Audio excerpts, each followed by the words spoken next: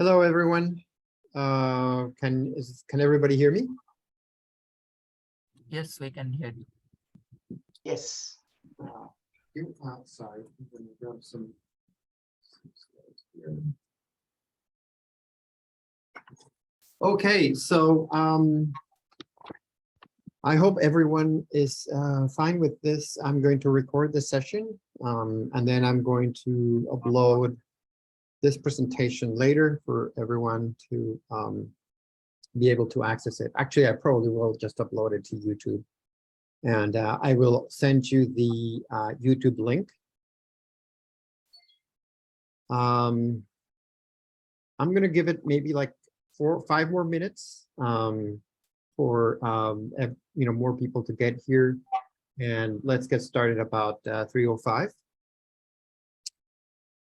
And I want to actually just mention that, well, I'm going to share the link as well at the end of the presentation, but all of these training materials I will share at the end. And they are, sorry, is everyone able to see my screen, my PowerPoint presentation? Yes. Okay, thank you. Yeah, I will share these materials, and the link to share them is this one that appears here.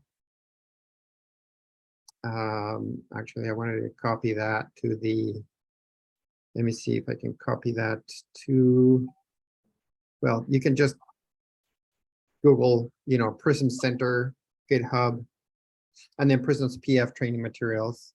And then just make sure to go to the Workshop 2022 branch, and then you can either see these PDF files right there online, or you can download them. Have you shared your presentation? Excuse me? Have you shared your presentation? Not yet, right? I have Yeah, shared the presentation. No, Oh, I can't see. Sorry. Oh, you can't see? Is it? Yeah, no, yeah, I thought it was just me or something, but I can't see it. Oh, okay, sorry. Yeah. Okay. Can you see it now? Yes, Yep. yes, yeah. Now Okay. it is. Great. So yes, I was talking about these. I don't have the copy paste for this, but if you just Google PRISM Center and PRISMS-PF training materials, you'll get to this repository.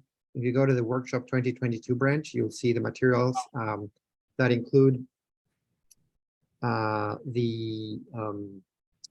this presentation that I will give today, the slides. I will also include a set of exercises, a problem set of 10 exercises that you can try on your own. Actually, that's going to be today's homework, so to speak. You can try as many as you want, and then tomorrow we'll talk about these exercises, and you can ask some questions if you have questions.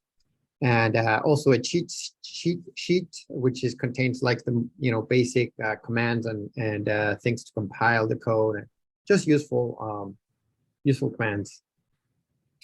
By now, I'm hoping that everyone has installed the virtual machine. Download sorry, this is an old, but this is the image. And started the virtual machine.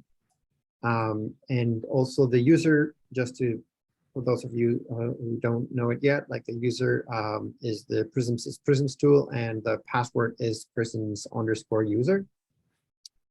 And we have, I'm David Montiel. I'm the lead developer of PRISMS, and also here with us is Professor Castillo-Thornton, who is the lead PI for the phase field part of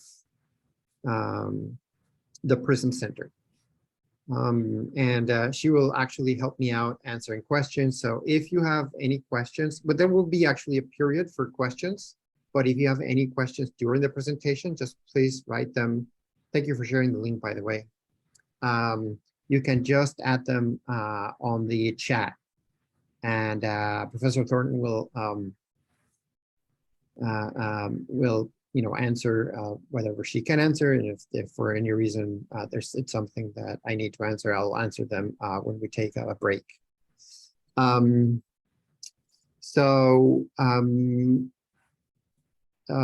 Yeah, so let's get started then. I think it's time. What time is it right now? Yeah, 3:06. And let's get started with this. By the way, this, again, for those of you who arrived a little later than what I mentioned, this presentation is being recorded. And I will share the presentation in YouTube later and share the link as well. Actually, somebody just asked questions. Can this program run in Windows? I mean, I'm guessing in Windows. You can't install directly PRISMS-PF in Windows, but you can install the virtual machine in Windows. If you haven't, you may be able to install it after this for tomorrow's session. And there are other ways to run PRISMS-PF in Windows. You can use it via the Docker installation, but you need the Linux environment to run. So if you have questions about this, you can always email me. I'll share my email at the end of this presentation, and also there's a email. You can also email the mailing list. Okay, so let's get started. So a brief overview of what we're going to do in these two sessions. I'm going to cover most of the presentation. We're going to try to cover most of the presentation part in this session, but if we run out of time, I will just continue next tomorrow at the same time. But today I will cover an introduction to the phase field method, introduction to the finite element method, an overview of PRISMS-PF, which is the open source phase field code developed here at the PRISM Center, an interactive session, which will, I'll show you how to look for things in the code, run the code, visualize results, and then we'll do a couple of exercises, and then we'll, at the end we'll have some question periods. Actually, in the middle of the session as well, I'm going to have some time for questions. And then tomorrow we'll look at some of the results visualization and analysis. I'll talk a little bit about what we use this. You can use Visit or ParaView to look at the results, but I use Visit, and I'll show you some of the things that you can extract in this. And some of the functionalities of this code, of this framework, and then an overview of the post-processing scripts. That these are PRISMS-PF post-processing scripts to do things like count the number of independent domains, calculate the area, figure out the phase fraction, calculate the total interfacial area, etc. And then we will talk. I will have at the end of this session a problem set for you to work on it, and then tomorrow we can continue doing that problem set within the session, and you can also ask questions about that. Finally, there is a session for just questions that will happen on Friday that you're welcome to attend. It's a 1-hour session, but if there's many questions, I'll stay for longer. And if you have any remaining questions, you can attend that session on Friday. That information should be in the email that Ellen Kemp sent to everyone. Okay. So the phase field method, let's start with that. The phase field method is, well, let me just take a step back and talk about why do we care about this phase field method. And in order to do that, I want to talk about the paradigm of material science, which consists of 4 steps. So the goal of material science is to improve, and engineering is to improve existing materials or develop new materials performance by understanding the relationship between these four steps, which is processing, structure, properties, and performance. So they're not really called steps, but you can call them kind of, units or entities. So processing basically alters the atomic structures and microstructures of materials, right? Then structure is precisely that. It's like what is the shape of the how does the material look like at the microscopic scale, right? The properties are, like what is like the strength, what is the, ductility, usually we care about, in this case, mechanical properties, whether it's resistant to corrosion, to cracking, etc. And then the performance is obviously, how the material behaves in the real world under the certain operating conditions. So just to put an example, in this case, we have, the microstructure of a series of precipitates that look, kind of orderly here and with a more or less isotropic shape. And these are nickel aluminum precipitates in a nickel aluminum matrix. And precisely having this, this is in the order of microns. Actually, what we're seeing here is about a micron across. And having this microstructure is what allows us to have a very strong resistance properties. So for instance, this is a type of alloy that's used in turbines of planes where the material is subject to a very high stresses at very high temperatures. So it needs to be able to resist that for the plane in order to fly. It's as simple as that, right? So microstructure, I hope I convince you that microstructure is incredibly important for material science.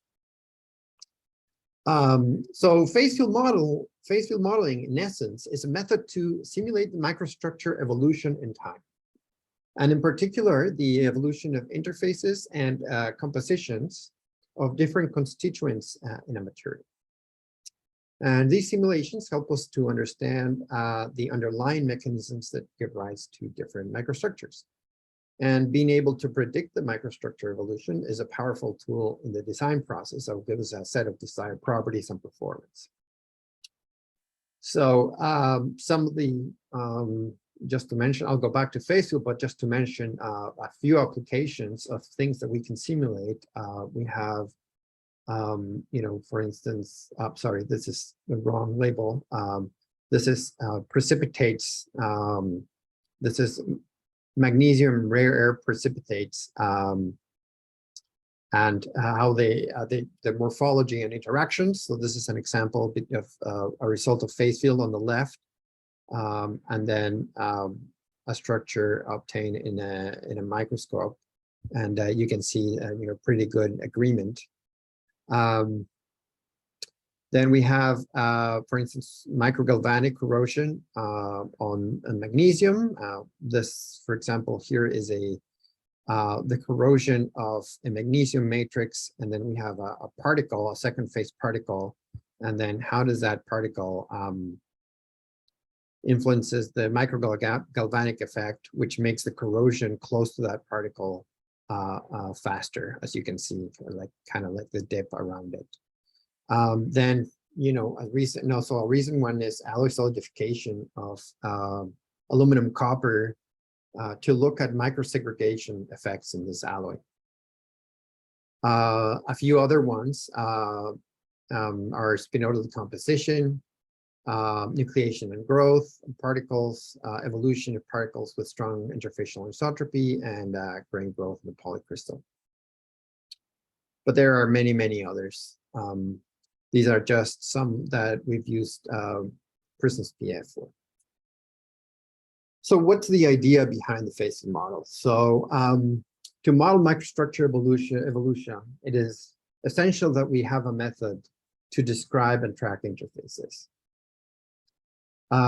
If we treat interfaces as sharp two-dimensional surfaces, the interface location must be tracked by markers. So we need to somehow have a mathematical method to put markers in that interface and then have a method to calculate the evolution in time of each of these markers. And this is called the sharp interface model. But it turns out that this is a very challenging problem, both mathematically and computationally. So phase field model kind of works around that. And the basic idea of the phase field model is that we consider interfaces to be regions that have a finite volume, where bulk quantities change gradually. So this figure, for instance, in the left shows how an interface is represented in the phase field model. You have two thermodynamic phases, and then you have a region where a field, in this case, we call it C, a field changes continuously, right? So it's not sharp.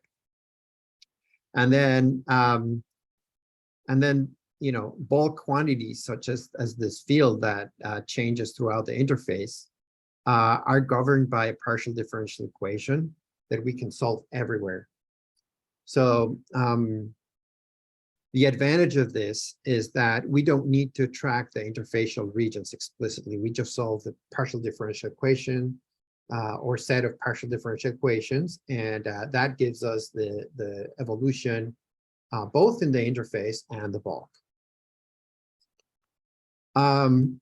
So in order to have this description, we need what's called order parameters, which is kind of like the most important concept in phase field. And it is precisely the field that we use to characterize different phases, right? So in order to track, basically all the partial differential equations will be functions of this order parameter, which itself depends will be a field in space, and it will be depending on time as well. So each order parameter has a governing equation, a partial differential equation associated with it. Usually, when you have more than one partial differential equations, these equations will be coupled, so we need to solve them simultaneously. And order parameters are classified usually as conserved or non-conserved, depending on the type of governing dynamics. So conserved order parameters are those where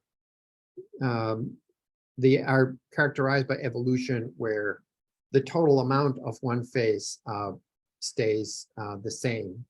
Or for example, stays the same throughout time. Or for example, concentration, where if we add the concentration of a solute throughout the system, it has to stay constant in time, right?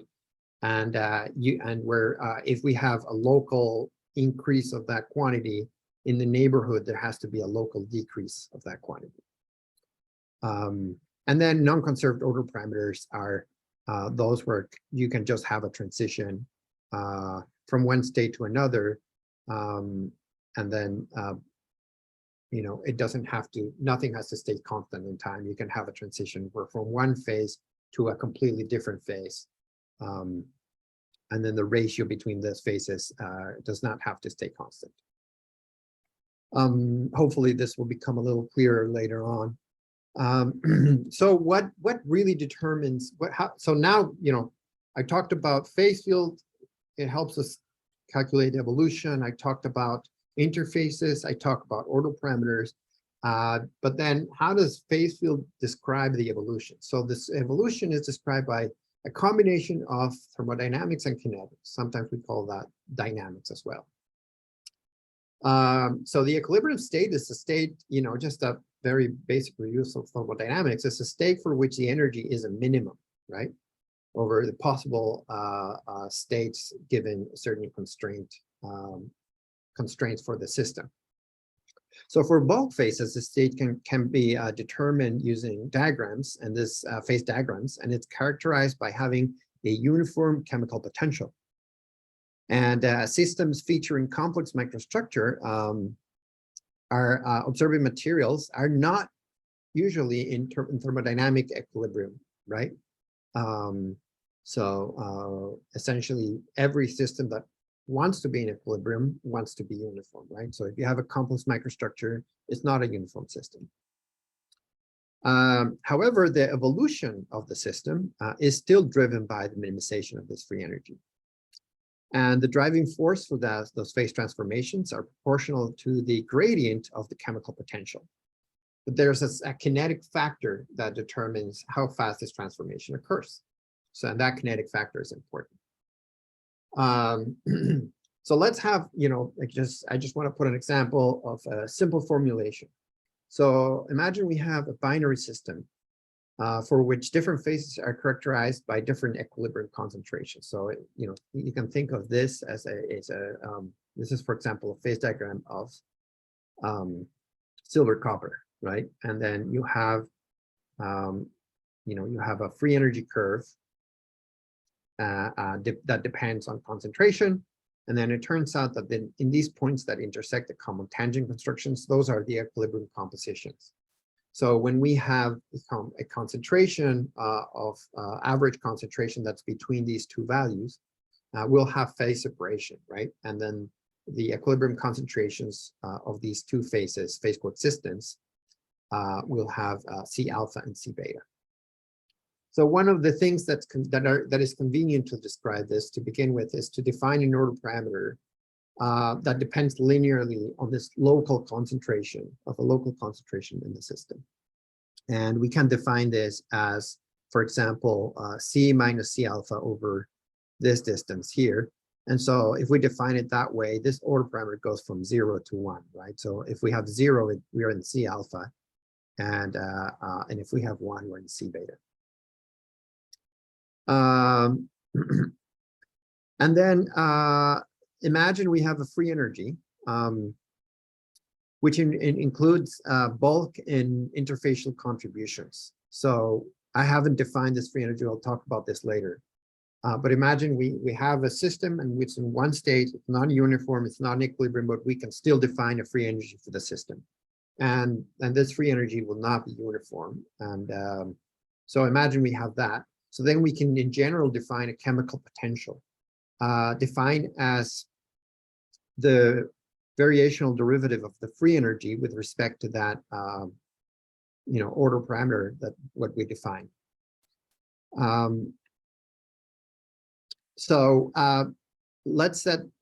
Let's just kind of postpone how are we going to calculate this chemical potential, but we can define a local flux of matter that says we want to sorry, I just want to mention that in this example, the concentration of this order parameter needs to be conserved, right? Because mass is conserved. So in this particular dynamics, which are called Cann-Hiller dynamics, we have a flux that is proportional to the negative of the gradient of the chemical potential. Remember that in equilibrium, chemical potential is the same. If chemical potential is not the same everywhere, then we'll have a gradient, and there will be a flux of particles. Then the mass conservation tells us that the change in time or the accumulation, the local accumulation is the negative of the divergence of that flux. We already mentioned that the chemical potential is a variational derivative of free energy. And so if we combine these two equations, we get this equation, which is we call it Cann-Hiller equation. And it's subject to the constraint of local mass conservation. But there's still something missing here, right? And then what we're missing is we have to go back and say, well, where was that free energy? So, but before we get to that, I want to just point out that once we have the free energy, we can actually create a dynamics equation because we can calculate this derivative. So how does that free energy looks like? This free energy, in its simplest form, accounts for two contributions: a bulk term, which accounts for the free energy of bulk phases, and then constructed from thermodynamic free energies, and a gradient energy that accounts for the cost for inhomogeneities in the system, which are typically interfaces, right? And this is how it typically looks like. So we have F, this is the bulk term, and then this gradient term We call it the gradient term version because of it's in the next year or so. So you could look out for announcements about that. This is kind of a little bit slicker version of what I was showing. sorry. Not a Can final product, but Somebody mute their microphone. So a I'm little hearing. bit slicker. You know, you can Thank you. So the gradient term is proportional to the square of the gradient of the order parameter, and this term will be 0 everywhere except at the interfaces. And the interfacial energy will actually have a contribution of this term, of this F and this the second term, and then we can actually relate these two terms to an actual interfacial energy that we can actually measure. So the both term typically has typically looks like a double well with energy at the minima, where the minima correspond to the equilibrium state. So in this case, it would be because of how we define the order parameter. The minima will be at phi equals 0 and phi equals 1. And typically you can just define it, in the simplest form. Doesn't have to be the simple, of course, but the simplest form you can define it with is this W, phi squared, 1 minus phi squared. Okay, so we have free energy, we have bulk free energy, and then we calculate the chemical potential, which is the variational derivative of F. I'm not going to go into how this is done, but if you have some knowledge of variational calculus, you should be able to find this expression more or less in a straightforward manner. And then if we considered constant mobility, remember a couple slides ago, I had defined this general expression. And then if we considered constant mobility and we substitute that chemical potential by what we got here, we have now an expression for the dynamics, right? So all we need to do now is solve this partial differential equation, which of course depends on this is phi is a field, so just to reiterate, I didn't put the spatial dependence, but it actually depends on space as well. So we have a partial differential equation in time and in space, but only and also with spatial derivatives like the gradient and with time derivatives. So in order to solve this equation, we need to integrate in time and to solve for every point in space. I'm going to go back to that, but before that, I just want to mention the other type of dynamics that are very common are Allen-Kahn dynamics, which are where we can construct a free energy the exact same way, but now the dynamics are simply proportional to this mobility factor times the variational derivative of the free energy with respect to which we can also call chemical potential. But we have a gradient square that we don't have here. And this is just simply saying the order parameter evolves to the point of minimum energy without any local conservation constraint. All right. So I talked about how we have to solve the equation. So in order to solve the equation in general, this is pretty much impossible for almost every case. So what we need to do is to solve analytically, I should stress. But what we need to do is to discretize in time and in space, right? So let me talk about first time discretization. So the simplest approach is to approximate the time derivative as, take a small time interval and then say that the time derivative is for every point, the order parameter minus the order parameter at an earlier time divided by this time step, right? So in theory, if we assume that we know the initial conditions, because we can just say like this is the starting point, and if we know these initial conditions, we can use the approximation to calculate, all subsequent steps. We get the solution at time step 1, time step 2, time step 3, etc. Right? And this is the approximation, right? So in this case, the term G that I called here is actually the right-hand side of this equation, right? So let me go back to here. You know, it would be this right-hand side. So in order to have this right-hand side, we need to calculate the initial value.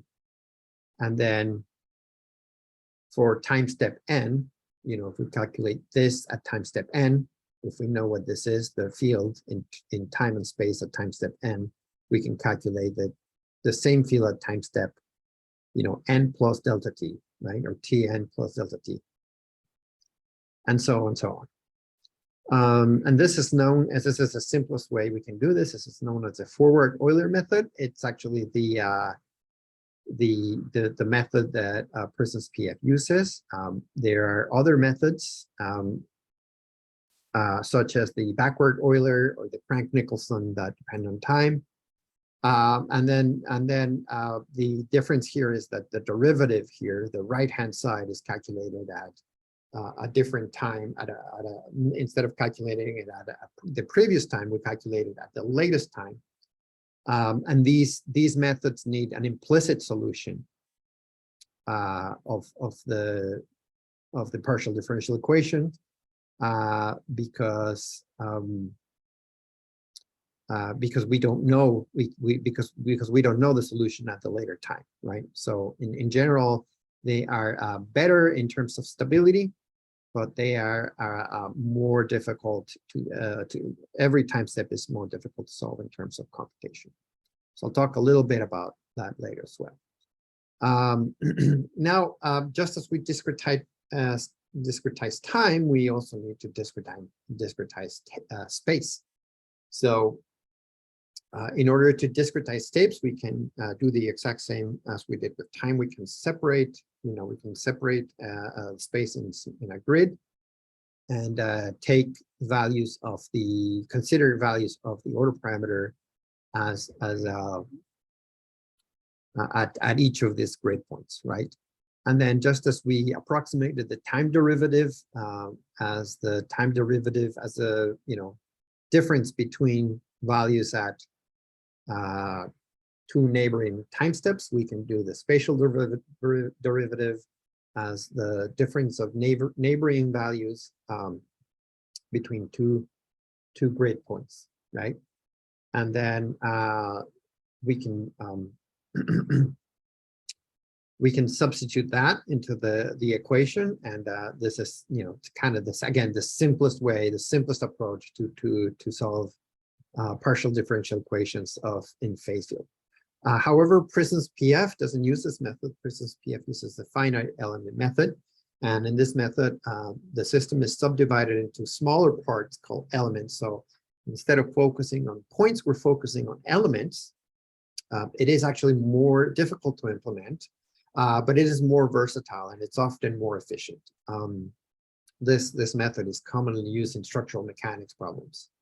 And finally, I'll also just mention there's another method called the finite volume method, in which the system is subdivided into cells. It's very similar in that sense to finite element, but the partial differential equations are transformed into equations involving fluxes at the boundaries between the cells. So it's the equations that we change for this method.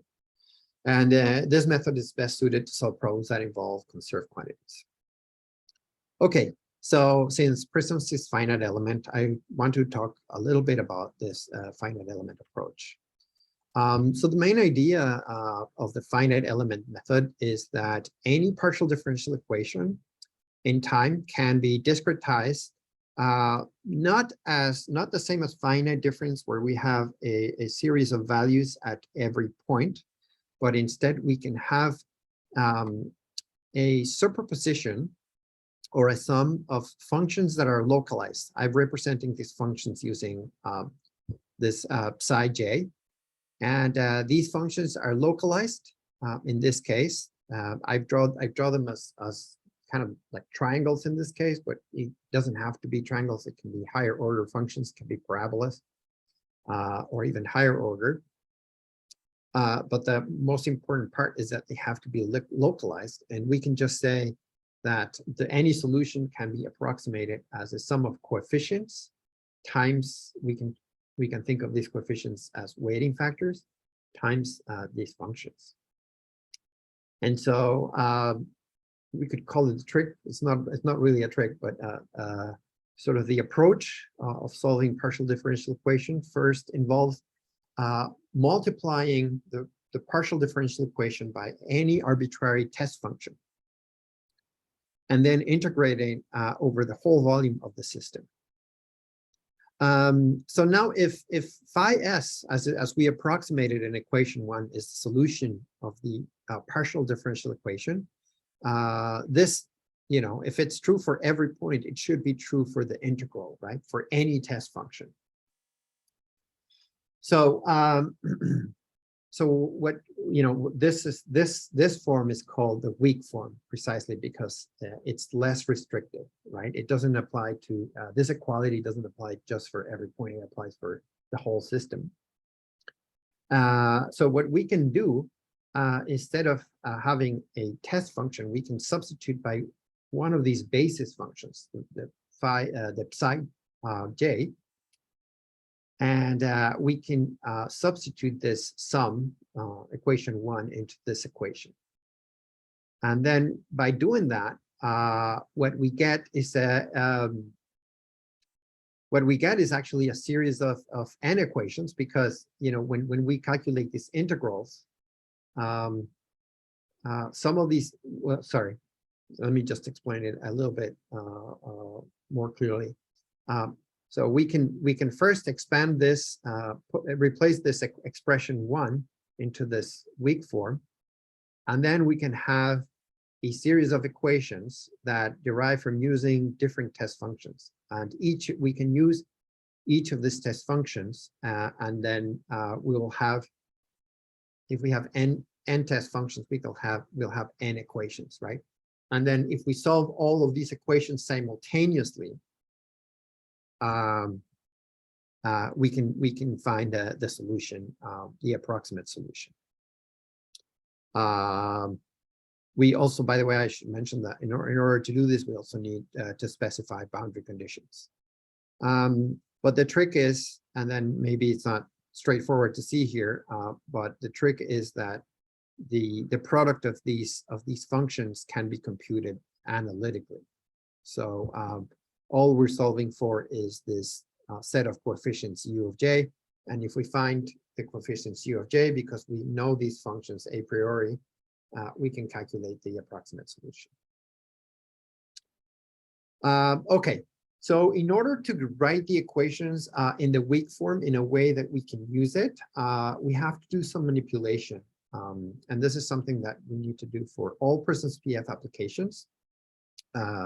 But it's a relatively simple procedure. So this is the same as the equation from last slide. But the only thing that I've done here is I've done a time discretization. So this is, n plus 1 is time n plus 1, and n is times n, right? So we have all the solution at time n. And then on the left-hand side, so on the right-hand side, all terms that depend on solution at time n. And on the left-hand side, also the solution that depends on time n plus 1. So that that's what we want to find.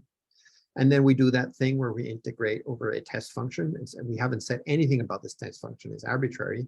And in fact, we don't actually need to specify it at any point. But what it's convenient is to split the integral, isolating a term that contains spatial derivatives. So by doing, by what I mean by this is that here we have a term. If you notice here that we have a gradient, sorry, the Laplacian of this order parameter, phi. So we can group all the terms that contain only phi. And then what we're going to do this is we're going to integrate by parts, right? So we can do this, just manipulate this. And then we have this, vector calculus identity. And then we can, out of this identity, we can substitute in this integral here And then we get these two terms. And then, as you can see, this term that is, nabla dot something, you can transform it by using the divergence theorem, right? So this nabla dot something, dv, can be transformed into a surface integral.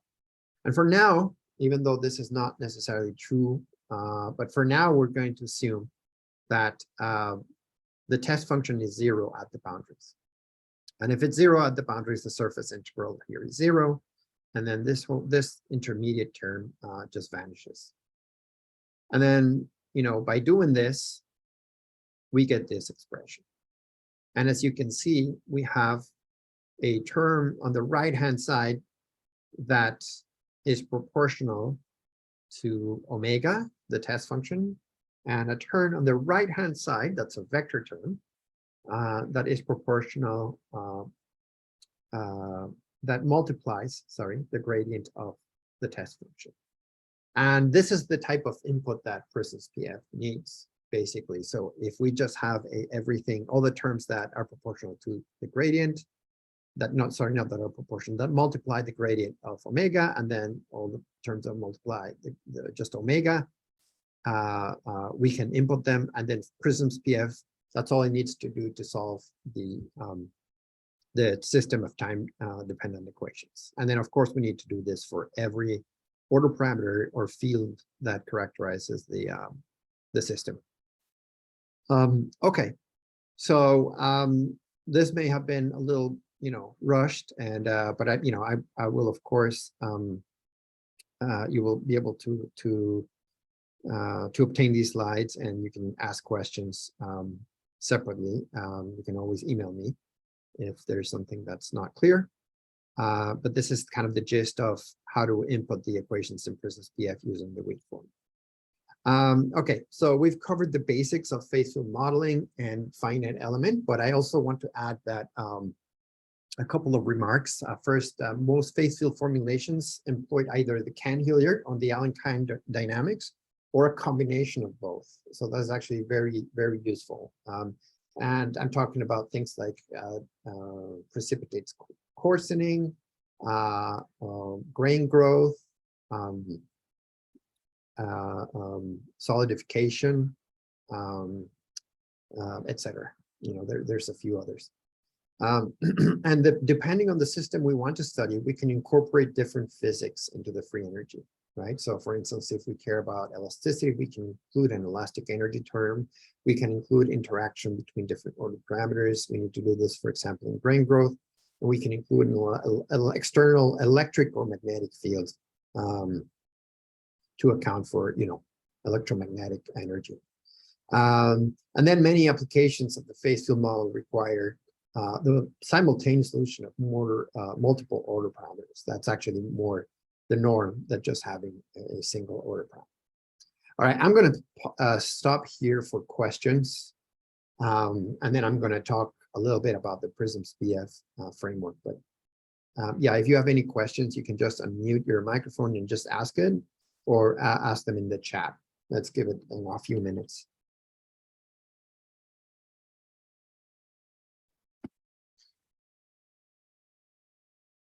I know that I've seen that some questions have already been asked. Hi, David. Hello. Yeah, yeah, thank you for the quick presentation. I have a quick question about units, for example.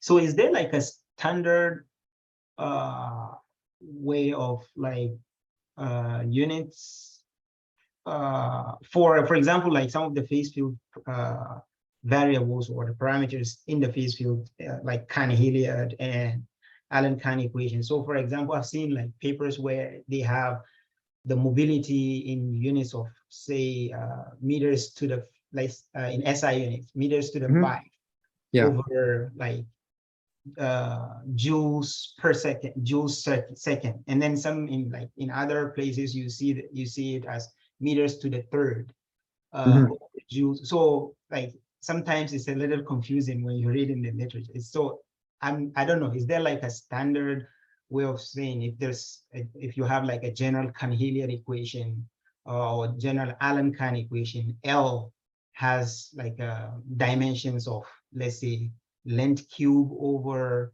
joules or energy second, or length to the power 5 over joules second. Like, Right. So yeah, it always has to be consistent with the equation, right? So let me go back, for example. Yeah. You know, if you have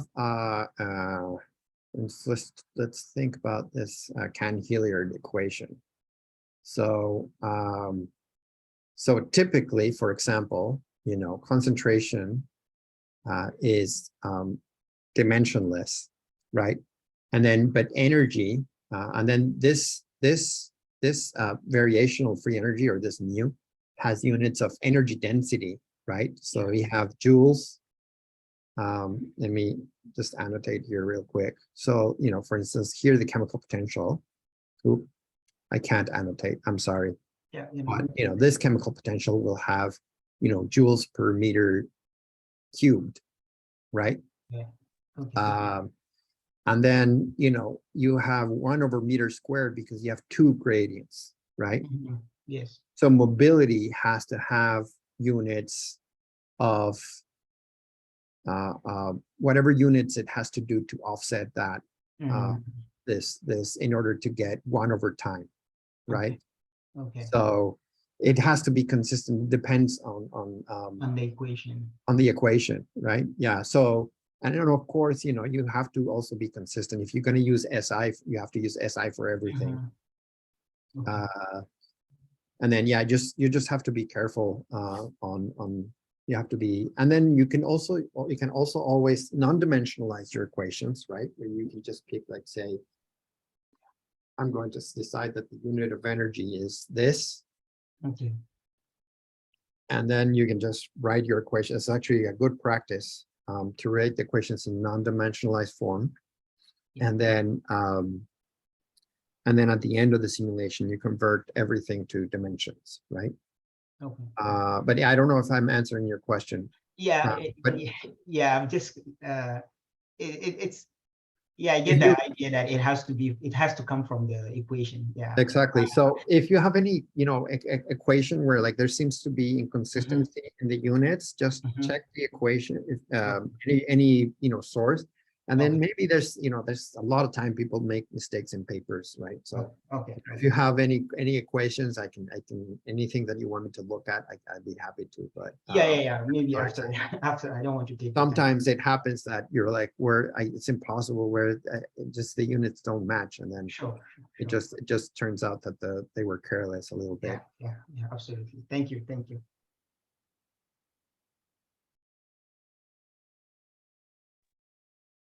Okay, I have a question about the dendritic consolidation. And Oops, sorry. can you hear me? Yes, I'm sorry. I was just I had my mouse was stuck in drawing mode. You have a question about the dendritic solidification? Yeah, I see the formulation for the dendritic consolidation. I found it should be Allen-Kane equations in one equation, right? So I would like to know why for the dendritic consolidation they use Allen-Kane rather than the Cahn-Hilliard. They use both. You They need use both. So you need Allen-Kane to simulate the transformation, basically to describe the order parameter that defines either liquid or solid. But then you also need to use Cahn-Hilliard to determine the concentration. If we're talking about alloys, you need Cahn-Hilliard to describe the evolution of the solute concentration. Okay, got it. Thank you.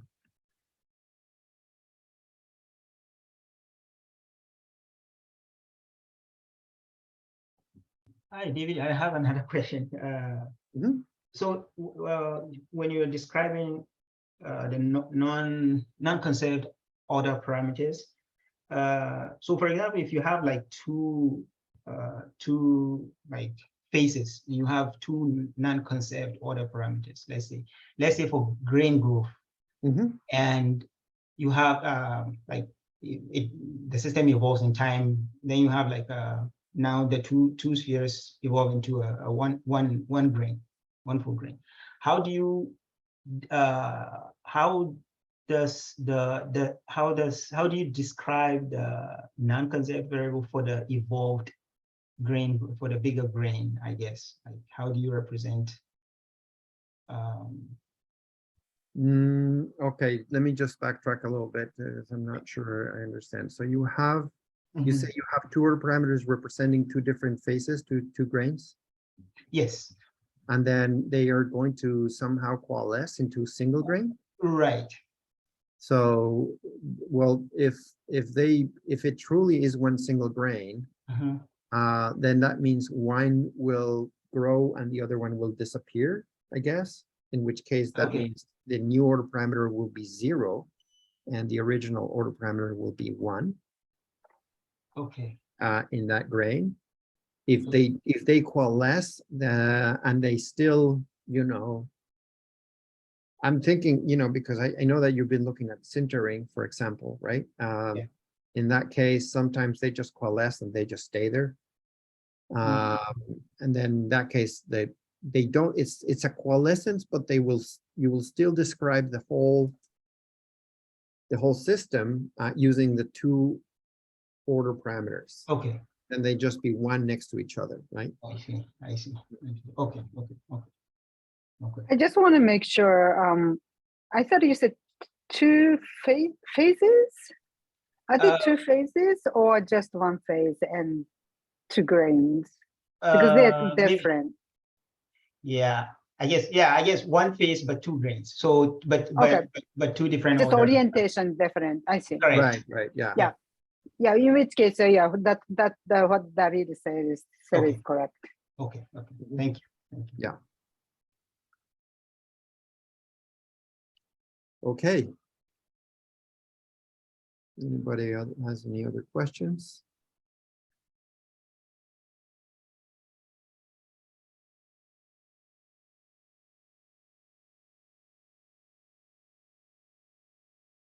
All right, if not, let's move on.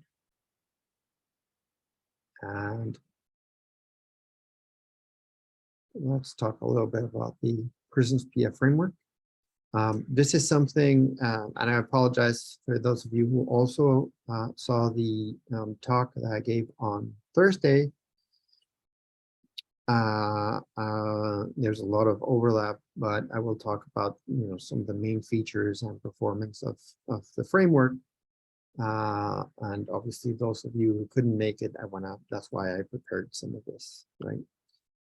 First of all, I want to thank the people that have contributed to this framework and the developers, both from U of M and external, and the overview of the phase field part of PRISMS is done by Tia Thornton, and then Professor John Ellison is the head of the PRISMS department.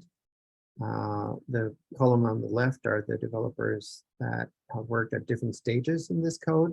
This code was started by Shiva Rugaraju, and then Steve Dewitt, and then all the others are collaborators at different developing different applications at different stages. And then all the others are external collaborators that have helped improve the framework. From both from US and different parts of the world. Okay, so what is the motivation for writing a phase field code? So first of all, we have a wide diversity of models, right? Coupled physics that makes a code be used difficult, right? So you can have a really nice code that describes, for example, solidification. And then you want to look at phase field to describe grain evolution. And even though it's still phase field, it's a completely different, it still will start from a free energy, but, it's a completely different beast in terms of the formulation. You have different physics, different interactions, completely different number of order parameters, etc. Right? So There are no typical governing equations, and there's a large variety of formulation and terms. So that makes it difficult having just, like your own code. So with that in mind, another thing that is important is that simulating large and physically representative systems, it's usually computationally very intensive, and simulation often requires, from tens to hundreds of cores. Sometimes if it's too expensive, you have to do things in 2 dimensions for tractability. And then physical fidelity requires a strong numerical performance, right? So that means having something that works well in parallel and is scalable. So the 4 guiding principles for the development of this framework are that its computational performance, and this includes parallel scalability, should meet or exceed that of typical open source codes, other open source codes, that it accommodates a wide variety of phase-2 models and applications, that the interface for creating or modifying governing equations is simple, quick, and separate from the numerical implementation. That's something that it's easy, make it easier for the user to develop new applications. And then it should be open source with a permissive license so that it is available for everyone, and then advances can be shared by the community. So some of the features of this framework, which we have separated here in terms of capabilities and functionalities or ease of use. So starting from the left column, we have a matrix-free element approach, which is something that allows us to solve for the mass matrix without having to diagonalize it. To solve for equations without having to diagonalize the mass matrix. So we don't really need to do a matrix inversion, which is really, really convenient. We can set an arbitrary number of partial differential equations. It accommodates that. We can use first order, second order, or third order cubic third order elements. It has multi-level parallelism. It has adaptive meshing, which is very useful for systems where you need different resolutions from different parts of the system. It has a method for nucleation where you can place nuclei depending on a probability density that can be defined by the user depending on the local conditions. It has a grain remapping method that allows for tracking things like grain growth simulations using a finite number of order parameters that is much smaller than the total number of grains. And then it has a Newton-Cart nonlinear solver to be able to solve nonlinear time-independent equations at every time step of the simulation that are coupled as well. In terms of functionalities and ease of use, we have a simple interface, detailed online user guide. We already have 29 pre-built applications that can be used as a basis for new applications. So that's the idea. And that cover a wide variety of different physics. We have an option for simple Docker installation, an Nanohook tool with GUI for educational use. And it's integrated with Materials Commons for easy data storage. I'll talk a little bit about Materials Commons at the end. Then we have a suite of post-processing scripts for results. It makes it very convenient for results analysis. We have a series of video tutorials for new and intermediate users, and hopefully will help users who don't, it's just kind of like a quick starting guide, not having to read the manual. You can just look at how simple things can be done. And then new, we have this virtual machine, which is integrated as well with, which also contains, all many other PRISMS frameworks, such as PRISMS plasticity, PRISMS fatigue, and chasm, as well as some tools for visualization and analysis. Also want to mention that if you want to know more of the fundamentals of this code, you can just read this paper here, which we published two years ago, and it contains a lot more details on the framework. I want to talk a little bit about the performance of the framework. So we did a comparison with a finite difference code for this system that we're showing here, which is 2 growing particles in 3 dimensions. And these particles are subject to Cahn-Hillier and Allen-Cahn dynamics. And we saw that in the table that you see here, the second column has the speed up versus finite difference when we use different types of schemes in PRISMS-PF. So for instance, if we use linear elements and in a regular mesh, performance with respect to finite difference is relatively poor. We have a speed of 0.02, but once we get to quadratic elements, even in a regular mesh, the speed of the performance is comparable. Once we get to cubic, it's actually almost twice as faster. And then once we get to cubic and adaptive, is over 10-fold faster, right? So that's comparing with just a finite difference code that has this parallelization scheme that we wrote. And in comparison to other open source code, we did this comparison with a solidification benchmark problem that is part of the phase field benchmark problems in PF Hub. You can look them up in the PF Hub pages. And then in that, we compared PRISMS-PF with other frameworks for the case of solidification of pure material. And we did this comparison for the same amount of error. And then we compared the amount of time PRISMS takes with to calculate the solution compared to other codes, and we found that we required 3 orders of magnitude fewer than normalized chord hours than AMP and PhiPi, while having similar lower error.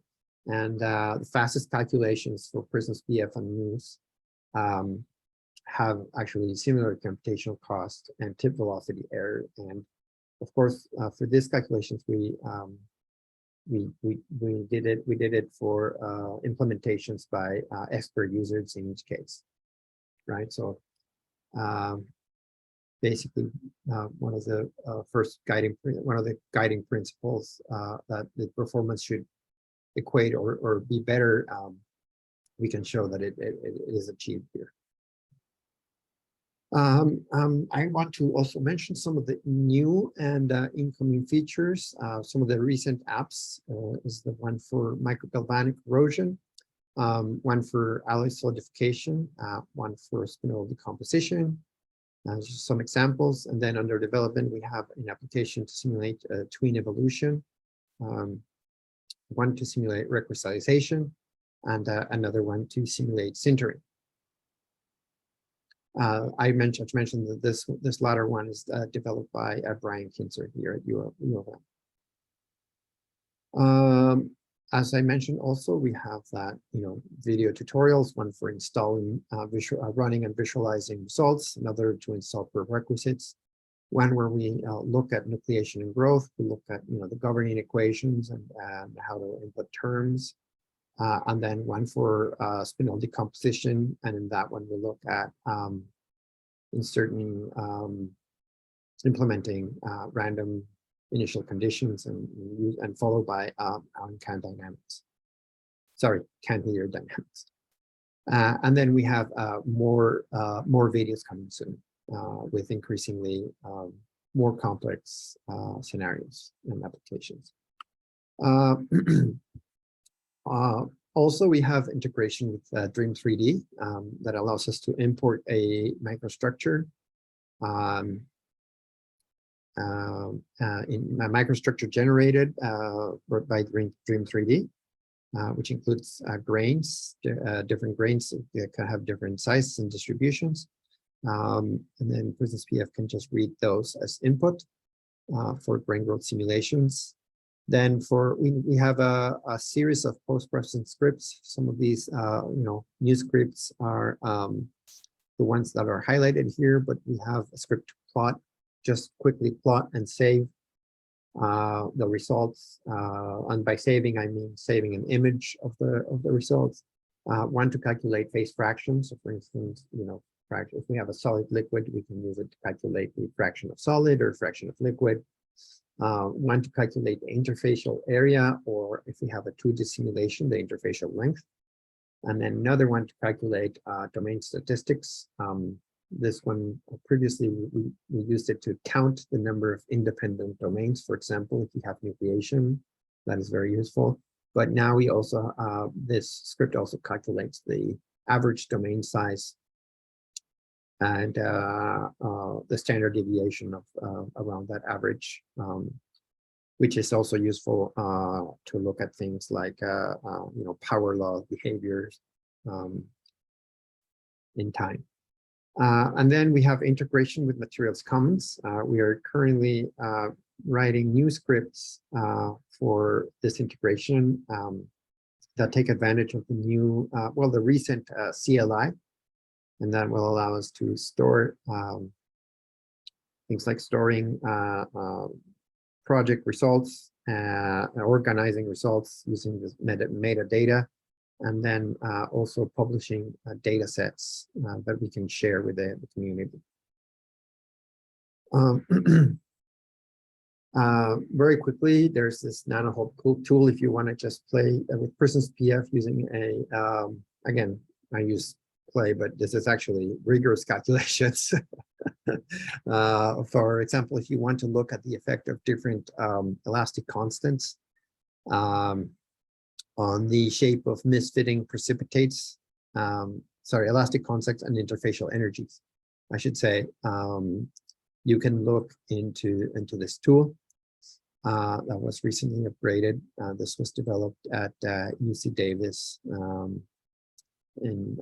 by Susan Gentry and Nicole Schumann. I already mentioned Materials Commons, but even without the scripts, this is very simple to upload data to Materials Commons, and this is just kind of the following steps using the new CLI. You can just kind of put your project, your results in folders, and you just say, just upload everything, and you don't have to even worry. You don't even have to log into Materials Commons to do that. Yeah, by the way, there will be a talk on Materials Commons, I think, by Glenn. It's one of the, sorry, not a talk, a training session for Materials Commons as well, that I advise you to attend. And then we have, for community support, we have a user manual online, over 100 registered users in a message board that you can just ask questions, and different users can answer, or I will try to answer as soon as I can to any of your questions you may have. And then we have a Facebook community of practice within Materials Commons as well, where we have published, where we have that is made of some of the data sets for the work that we published. The idea is to have people upload their data sets that for different works, and then you can just share them with other members of the community. So let me now go into the actual framework structure of the framework. How am I doing in time? So I have a lot of time. Right, so the way that it was designed, this framework, is to have 3 types of user. If you just want to use some of the pre-built applications, and you may want to say like, okay, I want to look at this can Hilliard, but I want to see what happens when I put, two particles and then, put in, Dirichlet boundary conditions here and non boundary conditions here. It's pretty much a very simple way. You can just use one of the pre-installed applications or pre-built applications, and then just change very few things in the parameters file or the code files, the application file. And you don't really need to know C++ or DL2. Sorry, actually, I don't think I've mentioned so far, but this framework is built on the DL2 finite element library. Which is a very, very powerful library, and it's also open source. And it deals all of the solution of the finite element method, and kind of all the background calculations are done using this library. Then if you want to just create new applications, you can take an existing pre-built application and then change the governing equations. For example, for that you need to know a little bit more, but just very basic C++. And then if you want to define your model parameters as well. But again, you don't really need to know things like classes or objects, like things like that. You just need to say you'll be able to understand some of the types that are handled,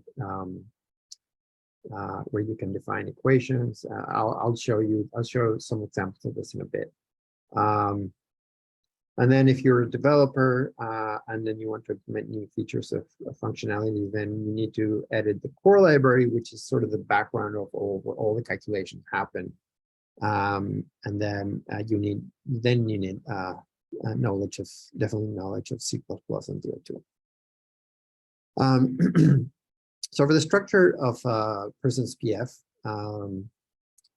is again, it's the core library, which generates the mesh, does the finite element calculation, outputs files, and it's designed to do this all in the background, where the average user doesn't even have to know what's going on.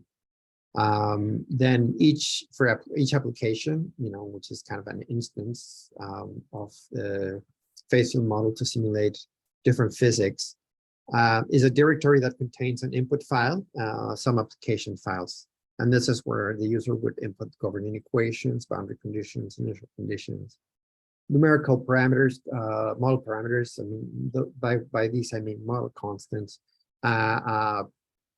post-processing expressions, the time step, the resolution of the mesh, whether the mesh is adaptive or not, whether you're going to read the input microstructure from a file or you want to define it yourself, and so on. And then using an application requires no experience, and then developing an app requires minimum experience, I also already mentioned. And then we have a suite of tests, which are unit and regression tests, and also continuous integration with testing with Travis CI. And then this we have as a sort of checks that every time we do updates, that everything is working as intended.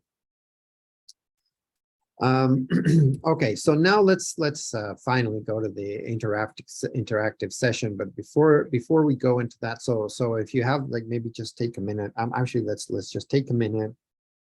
If you haven't opened your virtual machine, please open it now.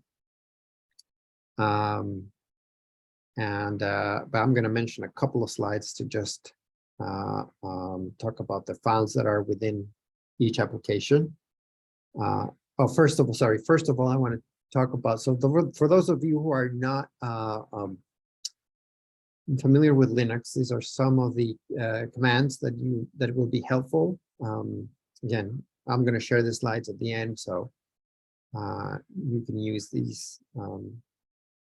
You can use this cheat sheet, which is actually part of the GitHub repository that I shared. But then, yeah, you have commands to list what the contents of a directory, print the current directory, change to a different directory, copy files, move files, or remove files, and make directories, which is kind of like the basic thing that we need to do. And then the prerequisites, again, this is just prerequisites for PRISMS-PF, is you need to have an installation of DL2 with MPI and P4's dependency, copy of the PRISMS-PF framework, which you could just download, and then have a copy of the library of PRISMS-PF that is precompiled, which you would do, again, after you download, you can just compile the library. And then the virtual machine already has this, has all of this. So you don't have to worry about for this training.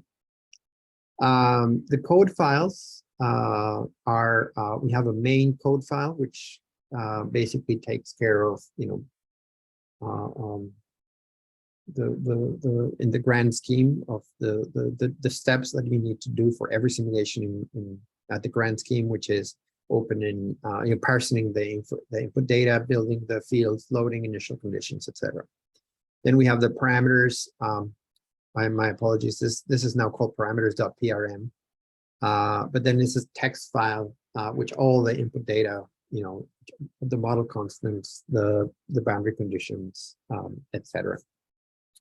We have a file where we define all the governing equations. Again, we'll do this in. Sorry, I'm gonna just answer a question here. Is the VM installation good for subsequent PRISMs? Yes, you can use it for. You can just keep it and use it. The only thing is it doesn't have a lot of space, disk space. So you can use it for things, simulations that are simple. But yes, you can absolutely use it. And in fact, we will soon have it uploaded in the for everyone to download from the website, the PRISMS website. So again, we need to declare, first we need to get the expression from the weak form, and then we'll have to input those expressions in equations. Initial conditions and boundary conditions, where we set the initial conditions, and if we have non-Dirichlet boundary conditions, we would set them here. Otherwise, we'll set them in parameters. And then custom PD contains the main class for the application, and this is where we can declare specific methods that we need to do for this application, or override methods in the core library.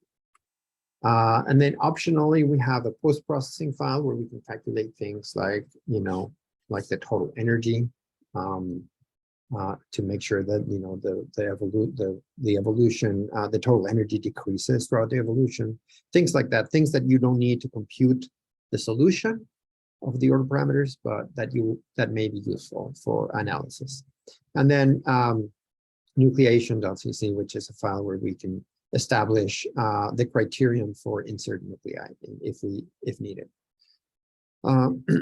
Okay, now I'm going to look at we're going to look at the files for the coupled cannular Allen can. So we have a free energy that depends again on concentration and order parameter, and this is the form of the free energy.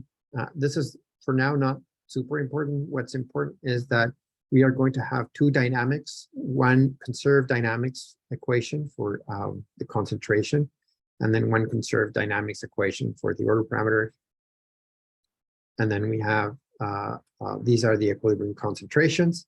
And then basically this equation, this whole thing, the first three terms here are what I called before the bulk contribution, and then we have the gradient contribution. Okay, let's end the show. And now I will share my screen that contains the VM. Okay. And I hope you can see the screen right now. I'm gonna try to unlock the screen. Oops, wrong one.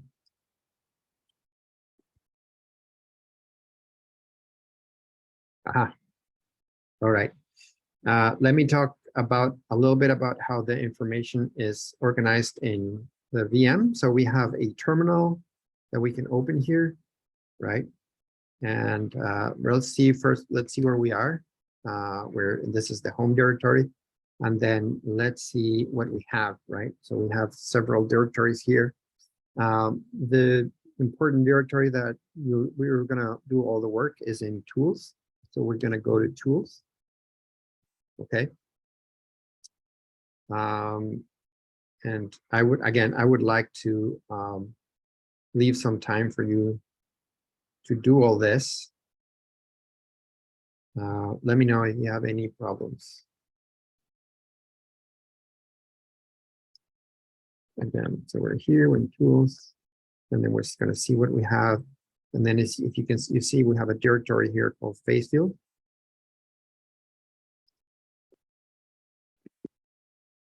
And then we're going to go there. Okay.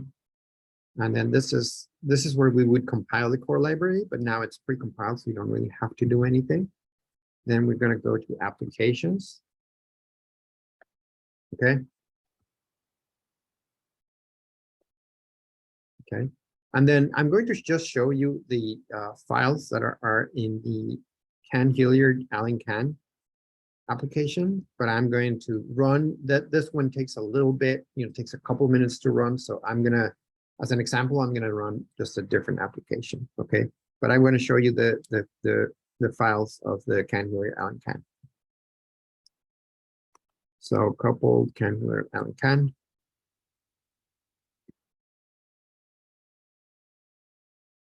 And then I'm gonna. This is just I'm listing in a. I like to list in a list.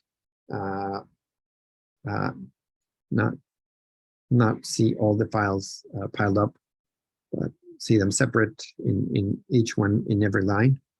And here we have the parameters file. We can actually have multiple parameters files and then just run different ones when we run the code.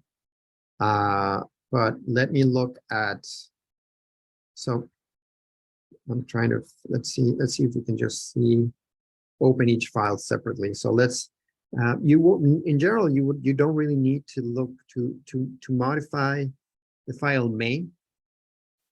So we're not going to open that, but let's open the parameters file. So let's see if Emacs works.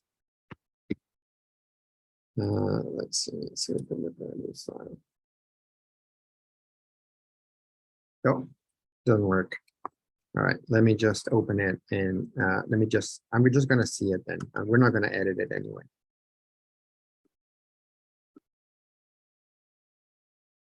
You can use VI or Nano or something to edit, or you can. I'm pretty sure there's an editor. There's some tools, and then tools, and then base view, and then applications, and here I can. So you can actually, let's use this. You can use the file editor, the built-in file editor. Okay, so I just want to show you, I'm going to go more or less line by line and then show you, here's the number of dimensions. We can choose 2 or 3 for the simulation. This is where we specify the domain size in each direction, right? Again, something that we have to, that I want to emphasize is the units here are, PRISMS-PF doesn't know anything about units. So, if you're working in microns, this would be 100 microns, but you have to make sure that everything else is in microns, right? Or you can work in meters, or you can work in dimensionless units, where you have, if you non-dimensionalize your problem, then you can say, for instance, the unit distance is the interface length. And so basically the units have to be consistent with your unit length. So we have units in X, Y, and Z. So you have a rectangular system. And then if the system is in 2 dimensions, the third entry will just be ignored. This is the number of subdivisions. The number of subdivisions just means the number is sometimes convenient if you have systems that are, you know, elongated in one direction. You can basically this subdivides the domain in three. So it'll basically make a 3x3 grid, and then you'll have like you'll have you know, a 9 subsystem size square, and then you can set, so basically to set the mesh size, you define this refine factor, and each of these subsystems will be further subdivided 6 times, basically. So we will end up with 2 to the 6 elements across in each direction, right? For each of these sub-elements. So the number of elements in each direction, therefore, will be the number of subdivisions times 2 to the refine factor, right? But this refine factor, okay, well, I'll talk about a little bit below, but for now, let me move on and just say that this is where we set the element degree. If you remember, usually PRISMS-PF has a much, right now we have set it at 1, but usually PRISMS-PF will have a much better performance with elements degree of 2 and 3.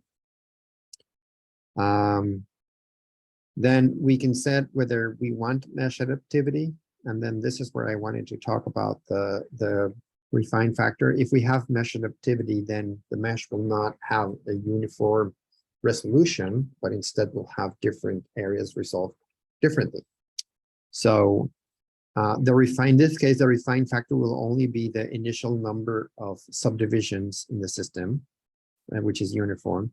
But then once we set this refinement level, this means that the areas with high refinement will have this, you know, 2 to the 6 subdivisions.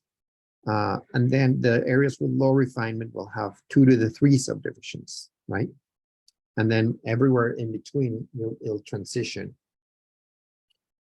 And then this is the number of time steps that we'll have for between remeshing operations, right? So we need to establish how often do we need to refine the mesh. Usually we don't set it to every time step because that's computationally expensive and usually unnecessary. This is how often we update the mesh. And then we have refinement criterion. So if you can see here, we're setting it to type value, which means refine based on value. And in this particular case, what this means is that we're going to have the highest level of refinement for all points, for all elements in the system that are where the order parameter is between this n is the order parameter, and I will show you its definition in the equations file. But everywhere between this 0.01 and 0.99 is going to be maximally refined. And this will usually corresponds to interface. There is another refinement criterion here, which is for concentration. And this also, you can also set it so that you have, you know, it's also set to value, but, you know, it can also be set in a way to capture high concentration gradients. Then we have something to define the time step, the number of steps. We could also have just defined the final time, the total simulation time. In this case, the total simulation time will be, you know, this multiplied by the number of steps. Then we have the boundary conditions, and then the boundary conditions for the variable C. In this case, are going to be, we're going to use natural boundary conditions. Sorry. And that means zero normal derivative at the interface. And then because we just said it as, you know, we said this means that all of the boundaries will have natural boundary conditions. If we want to have mixed boundary conditions, different boundary conditions on different interfaces, we can do it this way, right? So if we have this, that means 2 boundaries will have natural boundary conditions and 2 other boundaries will have Dirichlet boundary conditions. Dirichlet is when we fix the value of that field at the boundary. So in this case, the concentration and the order parameter, and I remember n is the order parameter, both have natural boundary conditions. And then finally, we have a section where we will insert the model constants or any other constants that are going to be used in the code. This is the mobility for the Allen-Cahn equation. This is, sorry, the mobility for the Cahn-Hilliard equation, mobility for the Allen-Cahn equation. Again, this is a toy problem, so don't worry too much about the units. This is just arbitrary for now. Then this is the gradient energy coefficient, and then this values that says center 1 and center 2. These are going to be values for the initial condition, and this basically sets this. We're going to put in 2 circles, 2 spheres. And they are going to be centered at this coordinates, and then the one is going to be centered at this coordinates, and the other one's going to be centered at this coordinates. And then the first one will have radius of 20, and then the other one will have radius of 8.3. I don't know why there's so many trees in there. It's unnecessary. But anyway, and then we have the initial the concentration in the matrix as well that we need to define.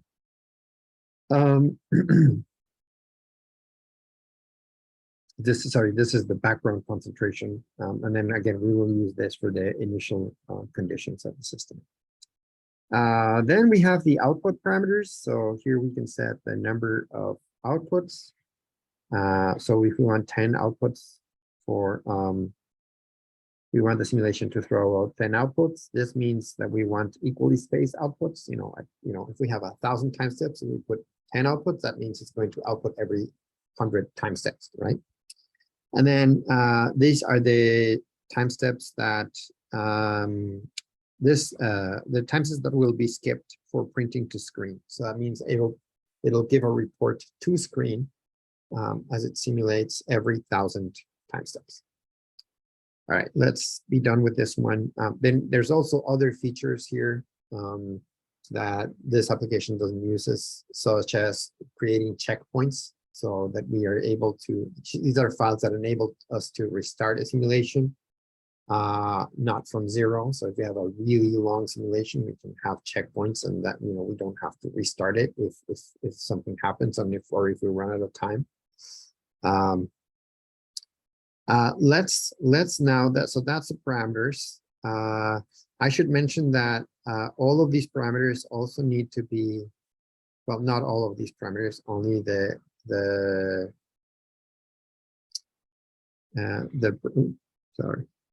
only the parameters that are the model parameters or the model constants also need to be declared in customs pd.h.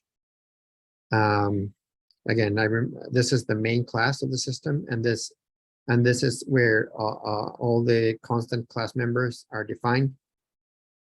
And then, the parameters text is only a parsed text file. So we need to tell the code to say what you recognize in that file as MC, name it. Again, now this is a member variable of that class, and then now the code is going to recognize this as MC. So these numbers don't have to coincide, but it's probably a good idea to use the same names. And we have to do it for all the model constants. Anyway, that's it for now. Let's go to equations. And then in equations, we're going to define, running a bit late, so I'm going to try to go through this relatively quickly. So here's where we define all the field variables that we want to track. So for every field variable here, we're going to have an equation, right?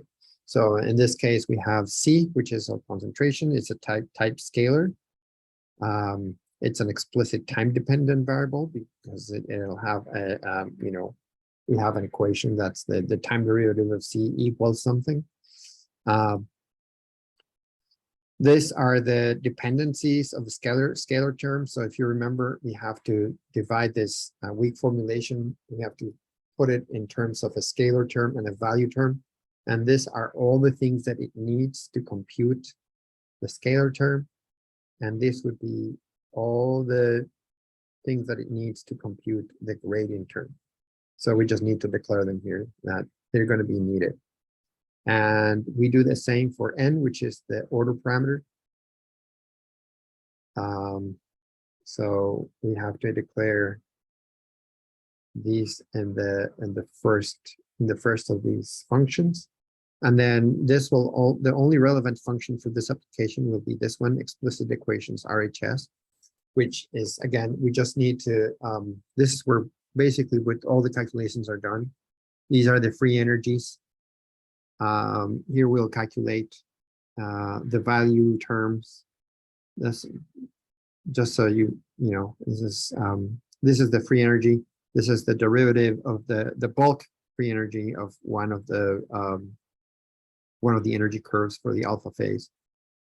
This would be the derivative with respect to concentration, and the second derivative, and the same for beta phase.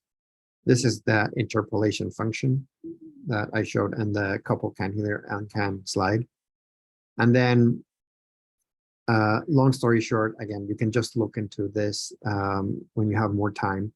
But long story short, we say the value term is going to be this. So we pass this to the solver. And then the gradient term will be this. And we pass this to the solver. This is how we pass it. And then this is for variable 0 there. So every variable needs to have an integer index starting from 0. And then we do the same thing for the order parameter. And that's it. And then in the initial conditions, so this initial condition function will be called externally for every order parameter and for every point. So this index variable, it'll be, every time it's called, it's going to say like, okay, order parameter 0, point, X in the mesh, and or node X in the mesh, and then that basically what this means is, say, if index equals 0, then it means we're defining the initial condition for the concentration for C. So this is how we define the circle for C. And then if index equals 1, I don't see index equals 1.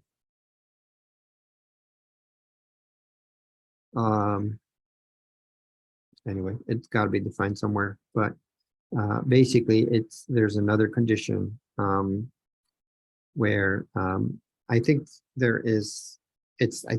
index equals 1 is the default, and then the special case is index equals 0. But basically this needs to have the case for each of the indices, and it needs it to define the initial conditions. And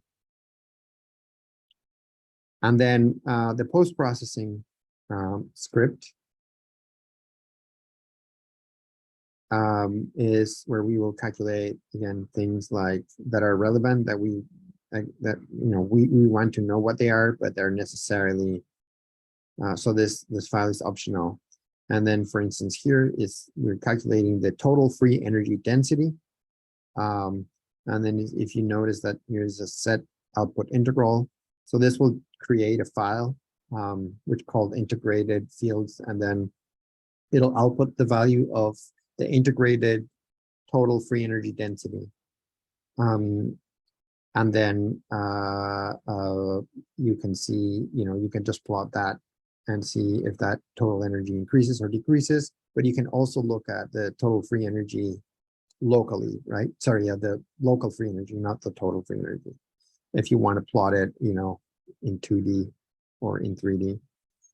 And then again, it's the same way that we define the equations. We can calculate an expression for the free energy and then just send it there. Send it to output. Okay, so I know that I kind of rushed through these. I don't want to take too long. And then again, you can look at the tutorials or you can look at the manual for details of this. I'm gonna just show you this is the output of what we have. You're seeing my full screen, right? I'm hoping you're seeing the whole screen. And this is what we get from the Allen-Can simulation. So even as you can see, one of the particles grows at the expense of the others. These particles are interacting via solute. And this is typical of coarsening, right? So where you have, when you have large particles growing at the expense of smaller particles. Okay, so now that we've seen, you know, all the files and looked at what each file contains, let's just do an example of running an application. And again, I'm just going to run the Allen-Can application because it's very fast. So I'm going to go to the Allen-Can file.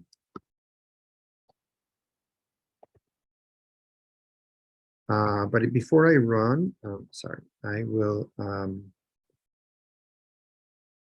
Right. So I'm in the Allen-Can directory. And I am, first of all, I need to compile. So in order to compile, I need to do CMake space dot. Okay.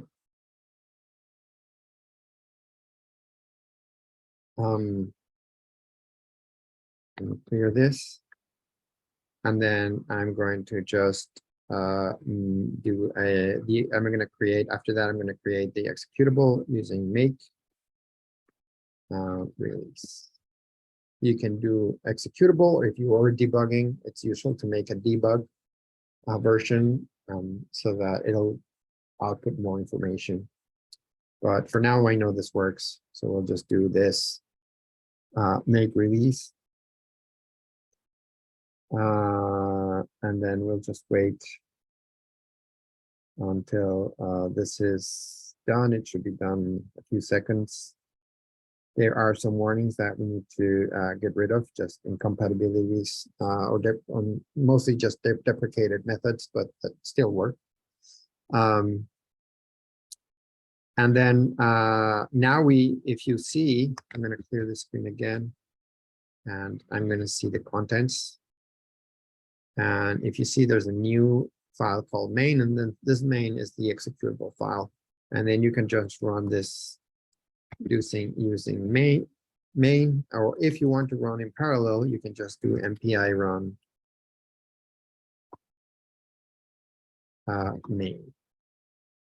Sorry, and then here we specify the number of processors. I have 4 processors enabled for the virtual machine. You can actually specify how many processors you want your virtual machine to use in the settings of the VM.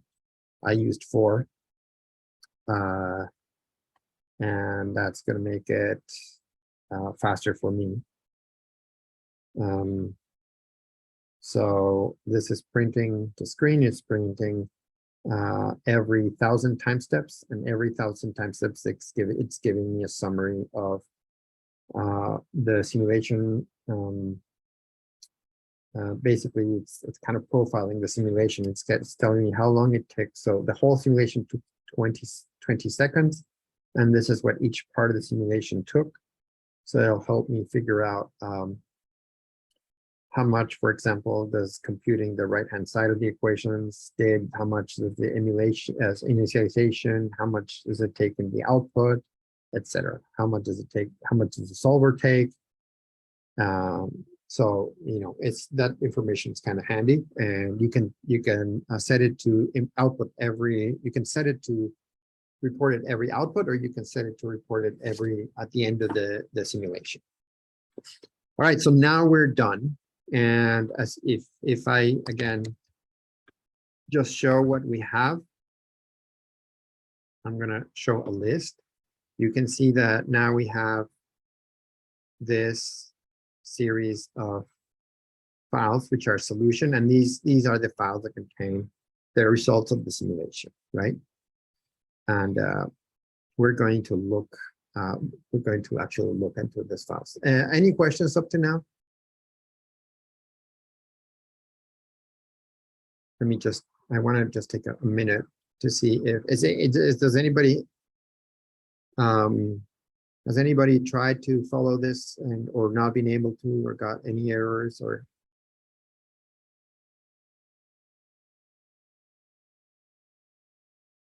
So I'm still waiting for mine to finish. Sorry? I did exactly what you did. I'm still waiting for it to finish. Oh, okay.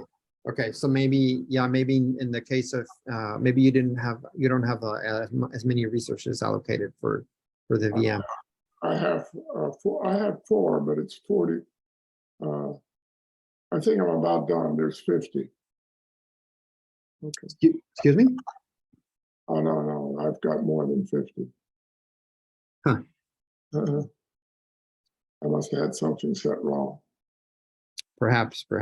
If you have any problems, we can actually look at it at the end of the. No. There may be just it may be just a setting. Okay, so let me just, in the interest of time, just show you. I want to show you the results analysis. We're just going to open the file. The files and then in order to do that, I'm going to use visit. So I can just call it from the comment. So visit is something just to plot the results. I can do it from the command line, or I can just click on the GUI here, and we're just going to open it that way.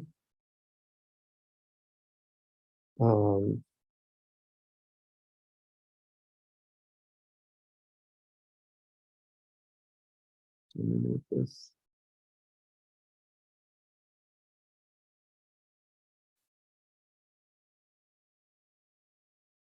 All right, so, this is not good.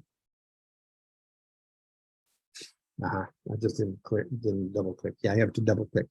Okay, so now you have a window and a panel, and then I'm going to open. That's the kind of the only button I can press.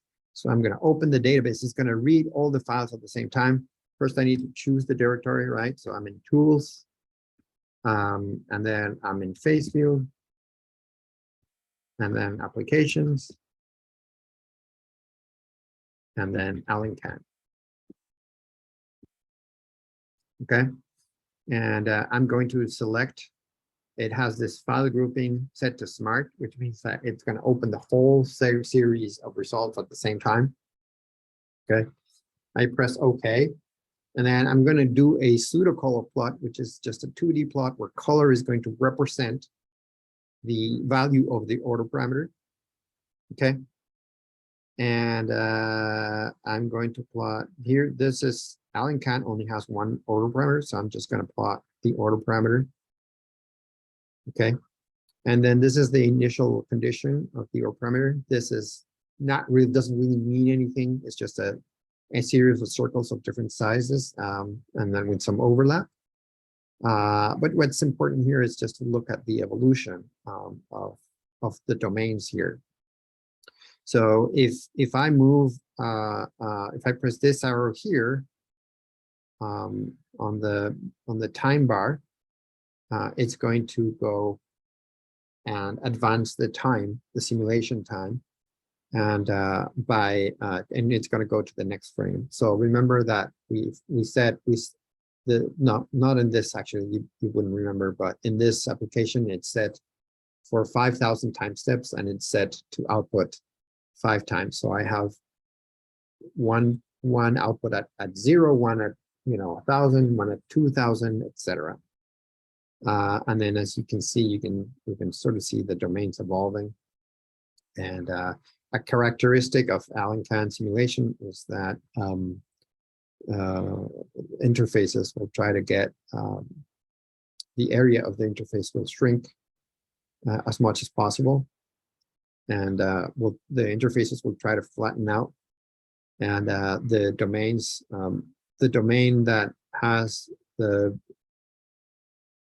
larger proportion. So we can think of this as two domains, or two faces, blue and red, and the predominant phase will end up winning at the end, and everything will just become either a blue or a red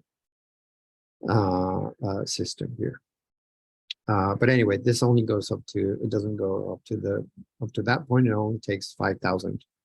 And then here we can see the time. This corresponds to a time of 50 because of the time step that we chose, which is 0.001. And that's pretty much it. And then you can actually just do like a movie if you want, using these two. Okay. And we are actually going to look into a lot more features on next session. Did anybody have problems with these, with visualizing this, opening the database and visualizing the results?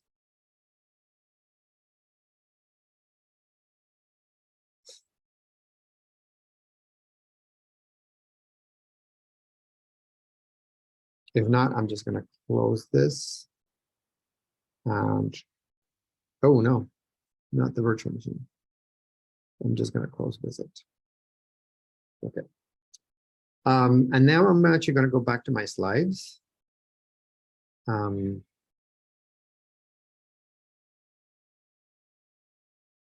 Okay. So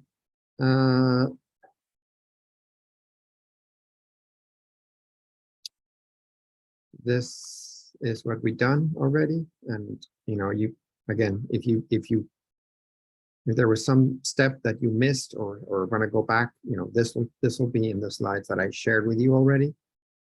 And then let's do. We have like 10 minutes, and I would just want to use these 10 minutes to start an exercise, and that exercise will be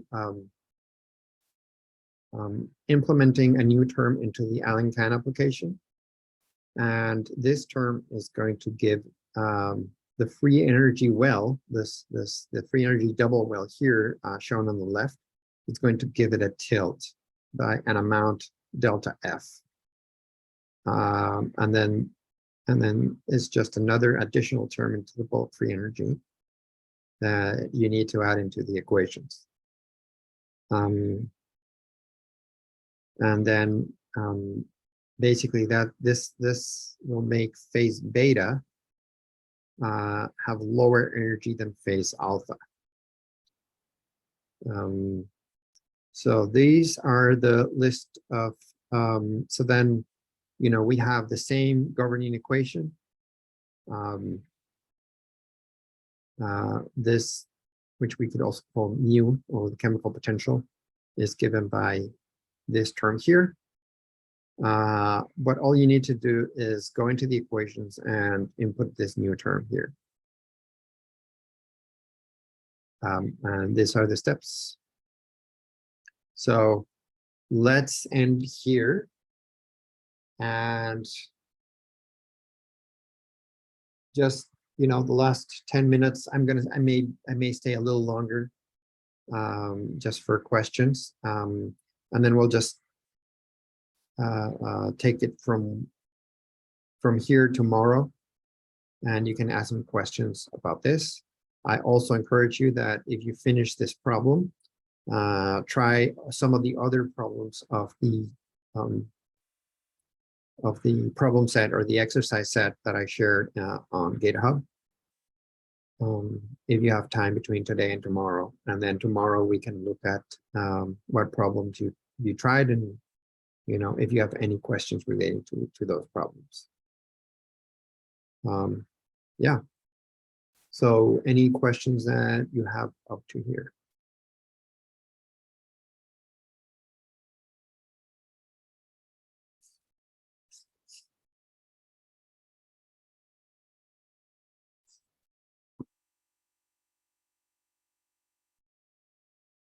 One thing that I mentioned that actually I forgot to mention in general is that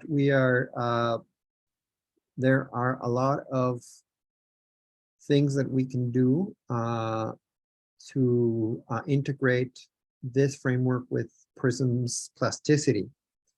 For example, we can use this PRISMS-PF to look into, to see the evolution of grains in grain growth, and then the outputs can be used by PRISMS plasticity.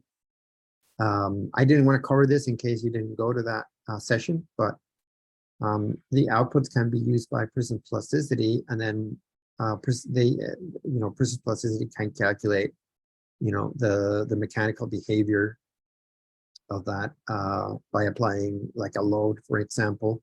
And that way we can look into things like the effect of grain size in the yield stress, and then in the stress strain curves in general. And then we are also working on an application that will take dislocation density maps from kind of like the opposite, where PRISMS plasticity will take a microstructure, apply a load, calculate a dislocation density map, and then we will read the density map as initial conditions for a recrystallization. So just wanted to mention that we're constantly working on a more integrated framework that can work with PRISMS plasticity.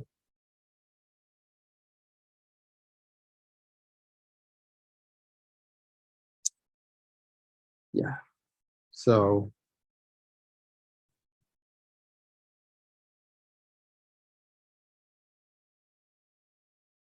let's see if there's anything else.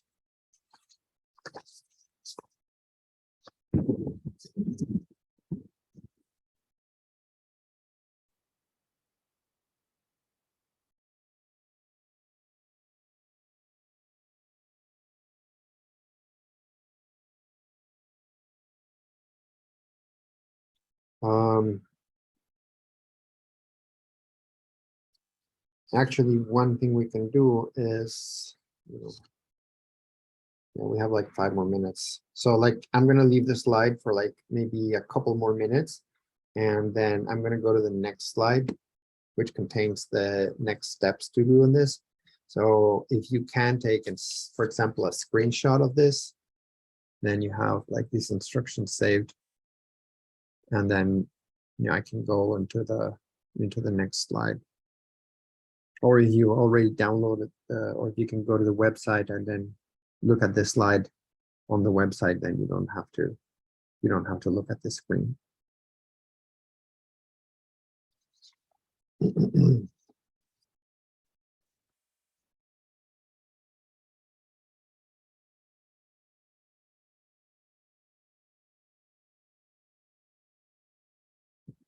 At this point, I'm also we're also taking any questions you may have about anything. Doesn't have to be this problem.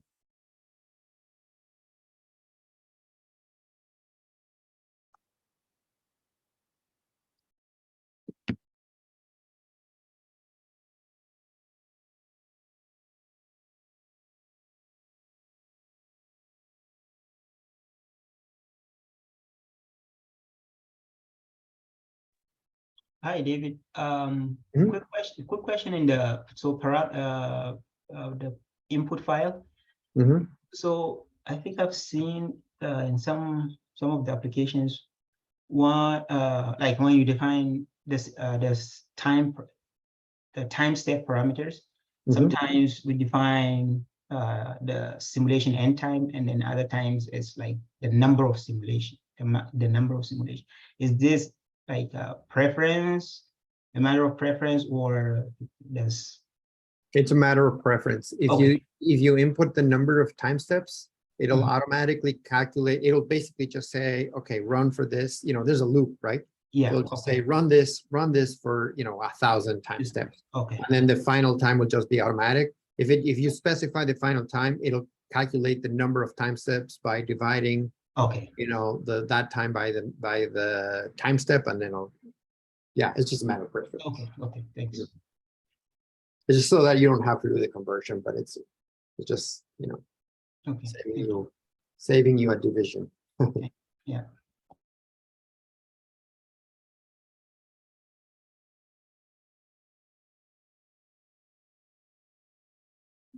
All right, so I am going to change to the next slide.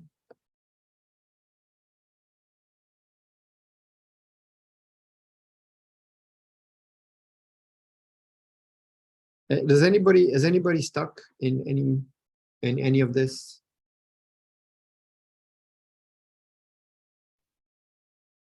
Maybe you can ask for a thumbs up if everything worked out.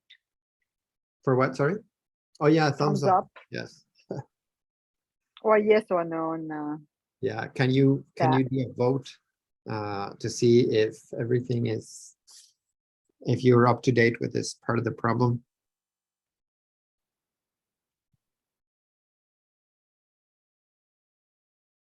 I'm not seeing any reactions. Yeah, me neither. There's one person. That's good.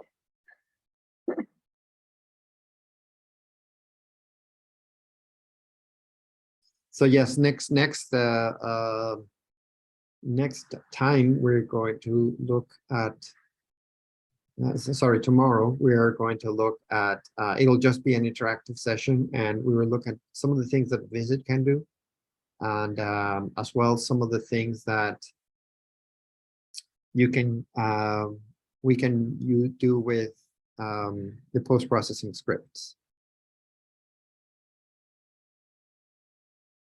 So if you had any issues with this, if you tried this out today, and if you had any issues, would you mind sending a quick email to David with what happened, so that maybe we can think about how we can help you tomorrow, especially if you're joining us tomorrow. Yes, of course. Yeah. So this is I'm just going to show, so this is, well, you will have this slide. So this is the email that you can send, but also I'm going to put my email in the chat.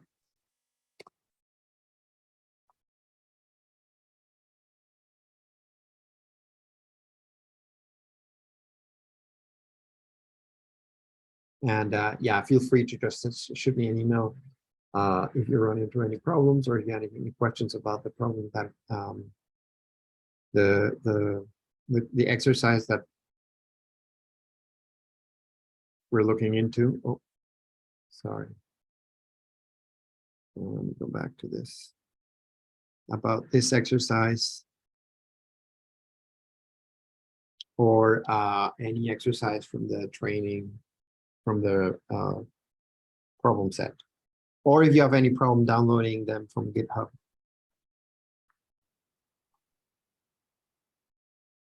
There shouldn't be any issues.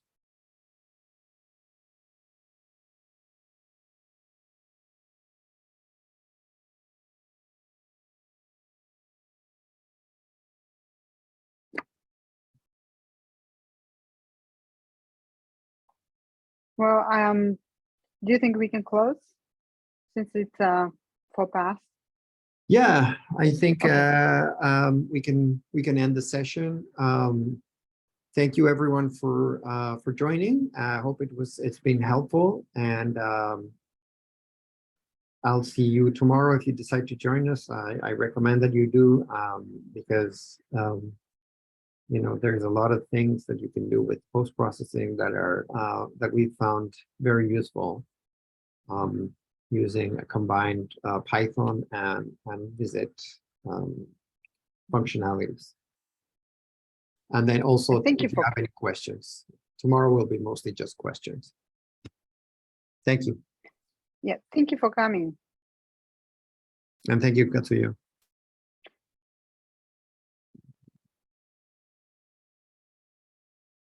How do I stop We it? can stop recording and